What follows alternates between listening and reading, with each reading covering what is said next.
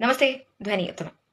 അന്തം കമ്മികളുടെ ഭരണത്തില് ഒരു സംസ്ഥാനത്തെ എവിടെ കൊണ്ടെത്തിക്കും എന്നതിന്റെ ഉദാഹരണമാണ് ഇപ്പൊ നടക്കുന്നത്. സംസ്ഥാനത്തെ തടവുകാരുടെ കൂലിയില് വൻ വർധന 162 രൂപയിൽ നിന്ന് 620 രൂപയിലേക്കാണ് വർദ്ധിച്ചിരിക്കുന്നത്. 2018 ശേഷം ഇപ്പോഴാണ് വേതനം പുതുക്കുന്നത്.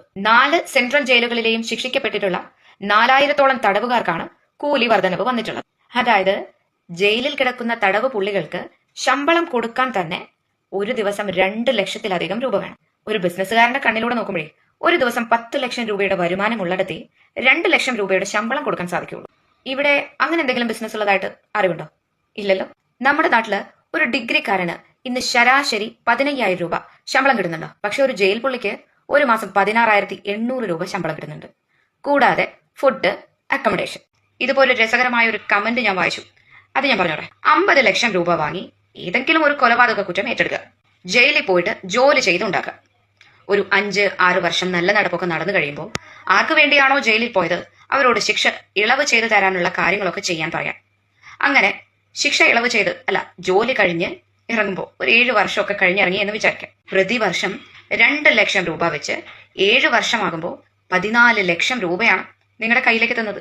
14 ലക്ഷം രൂപ അകത്ത് പോകാൻ നിങ്ങൾ വാങ്ങിയ 50 ലക്ഷം രൂപ. ഈ 50 ലക്ഷത്തിന് 7 വർഷത്തെ പലിശയും ചേർത്താല് നിങ്ങളുടെ ശിക്ഷ കഴിഞ്ഞ് ജോലി കഴിഞ്ഞ് നാട്ടിലെത്തുമ്പോൾ നിങ്ങളുടെ അക്കൗണ്ടില് 64 ലക്ഷം രൂപയിലധികം രൂപ കയ്യിലുണ്ടായിരിക്കും. സംഗതി കൊള്ളാലോ. ഈ ഗൾഫിൽ പോയ ചേട്ടന്മാരോടൊക്കെ ഒരു കാര്യം ഞാൻ ചോദിച്ചോടെ, നിങ്ങൾ ഇത് എന്തിനാണ് ഈ മൈലുകൾക്ക് അപ്പുറം പോയി കിടന്ന് റെന്റൊക്കെ കൊടുത്ത് അവിടുത്തെ ചൂടും വെയിലും ഒക്കെ സഹിച്ച് വല്ലവന്റെയും ചീത്തയൊക്കെ കേട്ട് ഇങ്ങനെ ഗൾഫിൽ പോയി കിടക്കുന്ന? പിണറായി സർക്കാർ ഇവിടെ സൃഷ്ടിക്കുന്ന തൊഴിലവസരങ്ങളൊന്നും നിങ്ങൾ കാണുന്നില്ലേ? കൃത്യമായിട്ടുള്ള പരോള് കൂടി കിട്ടിക്കഴിഞ്ഞാല് ഗൾഫുകാർ നാട്ടിൽ വരുന്നതിനേക്കാൾ ഭംഗിയായിട്ട് നിങ്ങൾക്ക് ഇവിടെ കുടുംബത്തോടൊപ്പം ചെലവഴിക്കാം. പിന്നെ ഒരു കാര്യം എന്താന്ന് വെച്ചാൽ 10 വർഷത്തെ ഭരണത്തില് 22 ലക്ഷം കോടി രൂപയാണ് പൊതുപണമായിട്ട് മുഖ്യമന്ത്രി ചെലവഴിച്ചിട്ടുള്ളത്. അതെന്തിനാണെന്ന് ചോദിച്ചാൽ ആശുപത്രിക്കാണോ? അല്ല. വിദ്യാഭ്യാസത്തിനാണോ? അല്ല. തൊഴിലെന്തെങ്കിലും പുതുതായി കൊണ്ടുവരാനാണോ? അല്ല. ജീവിത ചെലവ് മെച്ചപ്പെടുത്താനാണോ? അല്ല. അതെന്തിനാണെന്ന് ആർക്കും അറിയാൻ പോലുമില്ല. ഇനിയും കേന്ദ്രത്തോട് ചോദിച്ചുകൊണ്ടേയിരിക്കുകയാണ് കടമായിട്ട്. എന്തിന്?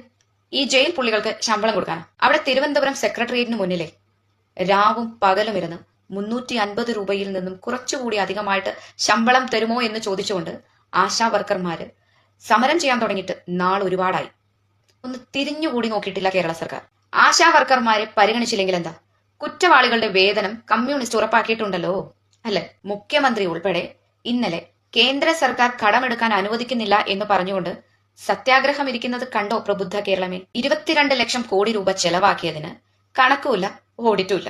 യൂട്ടിലിറ്റി സർട്ടിഫിക്കറ്റ് പോലും ഇല്ലാതെ പണം തരാൻ കേന്ദ്ര സർക്കാർ എന്താ നമ്മുടെ സഖാക്കളുടെ സഹകരണ ബാങ്കോ അങ്ങനെ എന്തെങ്കിലും ആണ്? അപ്പൊ ഇനി വെൽക്കം ടു സെൻട്രൽ ജയിൽ എന്നൊക്കെ കാണേണ്ടി വരും കേട്ടോ.